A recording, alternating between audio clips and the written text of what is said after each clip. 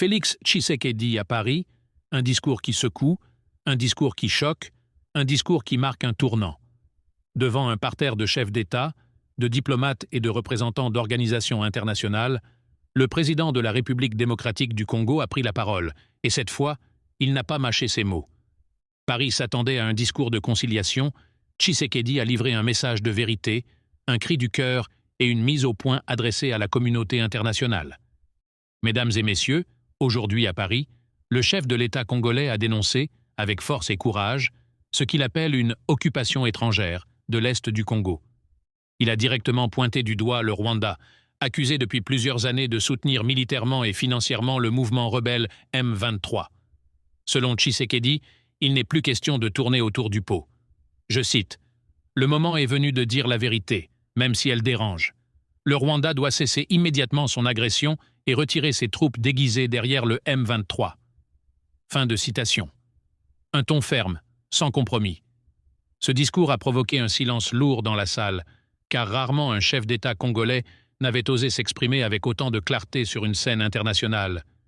Tshisekedi a aussi rappelé que le Congo n'est pas une terre de négociation, mais un pays souverain qui exige le respect de ses frontières et de son peuple.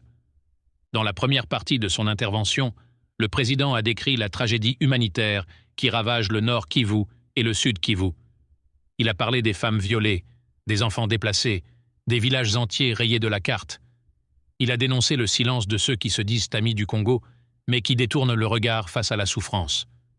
Il est inacceptable, a-t-il déclaré, que dans un monde dit civilisé, des millions de Congolais vivent dans la peur, l'humiliation et la misère pendant que les puissances ferment les yeux.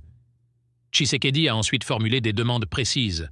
Il exige l'ouverture de corridors humanitaires sécurisés pour permettre l'accès immédiat des secours dans les zones en guerre. Il a appelé les Nations Unies, l'Union européenne et l'Union africaine à passer des paroles aux actes. Ce n'est plus le moment des promesses, mais celui des solutions, a-t-il insisté. Il veut que l'aide au Congo soit considérée non pas comme une faveur, mais comme un investissement pour la paix en Afrique centrale. Mais le passage le plus choquant du discours, c'est sans doute celui où il a accusé certains pays de jouer un double jeu. Sans les nommer, Tshisekedi a évoqué des États qui, selon lui, prêchent la paix tout en armant ceux qui sèment la guerre.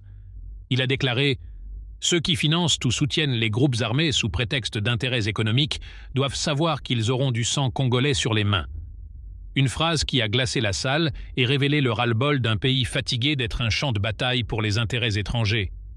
Sur le plan politique, ce discours marque un virage clair. Tshisekedi veut désormais placer la RDC au centre des discussions internationales, non plus comme une victime, mais comme une puissance africaine qui exige le respect. Il a rappelé que la RDC est un pays stratégique, riche en ressources, vital pour la stabilité du continent. La paix au Congo, a-t-il dit, c'est la paix de toute l'Afrique. Ce discours a aussi été un message adressé à la France. Depuis l'arrivée d'Emmanuel Macron à l'Élysée, les relations entre Paris et Kinshasa ont connu des hauts et des bas. Mais aujourd'hui, Tshisekedi a voulu marquer les esprits. Le Congo ne sera plus un simple spectateur des décisions internationales. Il veut être entendu, reconnu et respecté. La presse française a parlé d'un discours courageux mais dérangeant. Certains diplomates ont salué la franchise du président congolais, d'autres ont exprimé leur inquiétude face à un ton jugé trop direct. Mais pour la population congolaise, ce moment restera historique.